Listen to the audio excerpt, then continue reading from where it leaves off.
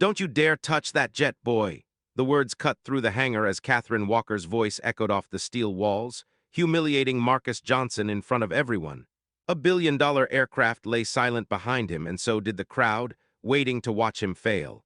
They saw a recruit who didn't belong. She saw someone she could break. But in that moment, while every eye was on him, Marcus heard something no one else did. A warning, a rhythm, a voice inside the engine calling for him. What happens next will challenge everything they thought they knew.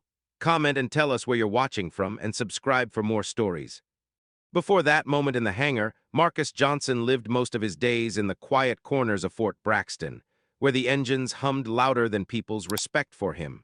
He was the kind of recruit who arrived early, stayed late, and learned things no one bothered to teach him. While others saw military manuals as chores, Marcus treated them like lifelines. Every bolt, every turbine, every vibration meant something to him. It was the same instinct he grew up with, working beside his grandfather in a small Alabama garage where broken machines came with stories only they knew how to read. But Fort Braxton wasn't Alabama. Here, respect wasn't earned by skill. It was assigned by rank, race, and assumptions people carried the moment they looked at him. Most days, Marcus swallowed the quiet insults, the snickers, the tasks meant to remind him of where they thought he belonged. Cleaning gear instead of learning it, fetching tools instead of using them, watching others rise while he stayed in the background. Still, Marcus never complained. He listened, observed, and prepared for the moment no one believed would ever come. Because deep down, he knew engines better than he knew people, and engines never lied to him. Lately, though, something heavy hung in the air. The base buzzed about the upcoming NATO demonstration, the pressure mounting with every passing hour. Whispered conversations floated past Marcus as he swept floors, timelines, promotions, billion-dollar stakes. And at the center of it all was Catherine Walker, the woman who made sure he stayed invisible.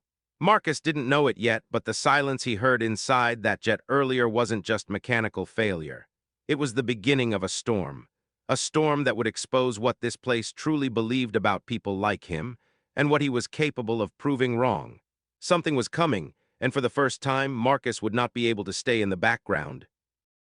What happened next didn't unfold like a simple misunderstanding. It unfolded like a script everyone but Marcus had already memorized.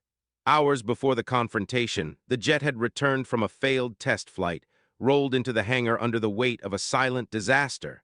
Technicians swarmed it, screens flashing error codes no one could decipher. Whispers followed. If this jet didn't perform at tomorrow's NATO demonstration, careers would crumble, especially Catherine Walker's. Marcus felt the tension before anyone said a word.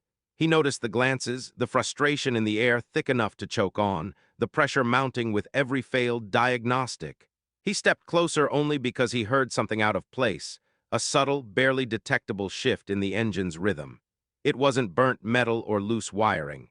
It was a pattern he recognized from years of listening to machines that gasped for attention long before they broke. But Fort Braxton didn't reward intuition, especially not from someone like him. He approached slowly, fully aware of the invisible line drawn between him and everyone else. Still, the engine called to him.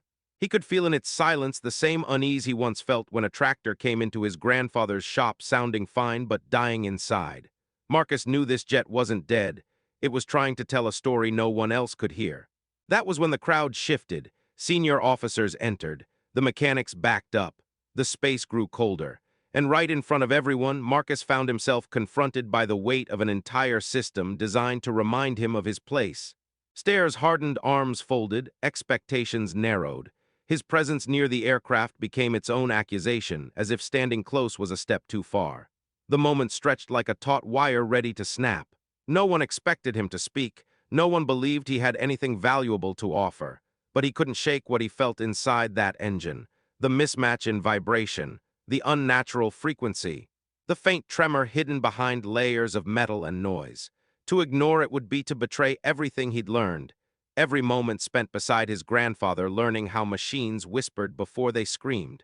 When the officers noticed him lingering, the shift in the room became unmistakable. Confidence buzzed among them, not in Marcus, but in the spectacle of shutting him down. They treated him like a distraction, a mistake the military had allowed through its doors. Racism here wasn't loud. It was the quiet assumption that skill didn't belong in someone who looked like him. It was the smirks exchanged behind his back, The way people straightened up when he offered insight, as if his words carried weight they didn't want to acknowledge. But the tension didn't break when they dismissed him, it tightened. People gathered, phones appeared, and suddenly the hangar became a stage. They wanted to watch him fail, to watch him shrink back into the corner they had crafted for him. Instead, something else happened. Marcus stepped forward. He didn't react out of pride. It was instinct, the pull of a truth he couldn't ignore. He approached the jet with the same calm he'd always carried near machines, shutting out the noise, letting the engine speak to him. Behind him, the crowd swelled, eager for humiliation. But what Marcus heard wasn't failure. It was possibility, the unmistakable signal of a hidden flaw no one else could sense. And as he placed his hand on the cool metal, every set of eyes locked onto him. Every whisper went silent. Every expectation narrowed into a single moment. Because whether they believed him or not, the truth was already shifting. Marcus had heard something they hadn't, and the next decision he made would change everything. The hangar felt different now, charged, expectant, hostile. Marcus stood at the center of it all, the young black recruit surrounded by ranks, machinery, and eyes that were waiting for him to break. Pressure radiated from every direction, yet the jet remained the only thing that didn't judge him. As he listened, the engine's subtle distortion sharpened into certainty. He knew exactly what was wrong, something microscopic, hidden deep inside, something no one else had the patience or humility to hear. But before he could speak, the moment twisted into something far darker. Officers stepped forward, forming a barrier that wasn't physical but unmistakable. They stood close enough for Marcus to feel the weight of their authority pressing against his presence. To them, he wasn't a technician. He wasn't a soldier. He wasn't even someone worth hearing. He was out of place, someone who shouldn't dare claim expertise in a room built on hierarchy and prejudice. Whispers flickered through the crowd, sharpening into cold suspicion.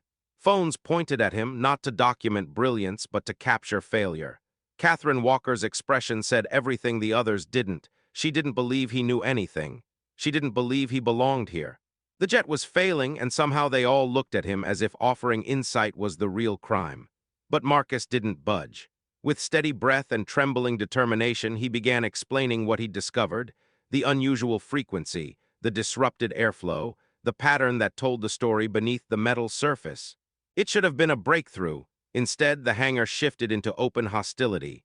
The more clearly he spoke, the more disbelief hardened around him, not because he was wrong, but because he wasn't the person they expected to be right. He watched their faces as he laid out the solution. It wasn't confusion he saw, it was refusal. A refusal rooted in a truth he'd felt for months. They'd rather trust broken machinery than trust him. Still, he moved toward the controls, guided by instinct stronger than fear. The jet responded to his touch with a quiet pulse, as if recognizing the one person who could understand it. Behind him, the crowd leaned in, half expecting a disaster, half hoping for one. Catherine's stare burned into him, daring him to try, daring him to fail. And then, with a final breath, Marcus initiated the sequence no one else had considered. Airflow reversed, pressure surged. The hangar trembled with a sound that didn't belong in any manual, but it was working. The engine roared back to life, smooth, powerful, unmistakably whole. For a moment, the entire room froze. Faces that once doubted him now stared in disbelief. The impossible had happened, and it happened because of him. But the shock that followed wasn't applause or gratitude. It was the dawning realization that everything they believed about him, and people like him, had been shattered. The truth was ringing louder than the engine, and no one in that hangar was ready for what came next. When the engine settled into its steady, flawless rhythm, the sound echoed through the hangar like a truth no one could silence. For the first time, the room wasn't looking at Marcus with amusement or suspicion. They were looking at him with the shock of undeniable reality. He had done what no one else could. He had restored the jet, saved the demonstration, and exposed something far deeper than a mechanical flaw. But the celebration never came. Instead, a quiet heaviness filled the air, a weight made from the realization that their assumptions had failed them long before the engine ever did. Marcus hadn't just fixed a machine. He had broken a barrier they pretended didn't exist. In the days that followed, the truth traveled farther than the jet ever could. People talked. Some whispered. Some apologized with silence rather than words. And while the base adjusted its records and rewrote its protocols, Marcus carried something the others would never fully understand. The exhaustion of having to prove what should have been believed from the start. Still, he didn't carry it alone. His actions opened doors for others who looked like him, doors that had been sealed under layers of quiet prejudice. Younger recruits saw what was possible. Officers were forced to examine themselves. And somewhere in the middle of it all, Marcus realized that his worth didn't depend on their approval. It never had. What happened in that hangar wasn't just a victory for one man. It was a reflection of a much larger truth. In workplaces, in classrooms, in the quiet corners of America, countless people are underestimated before they ever speak.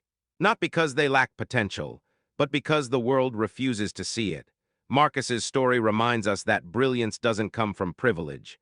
It comes from perseverance, from courage, and from the strength to keep standing even when the world hopes you'll fall.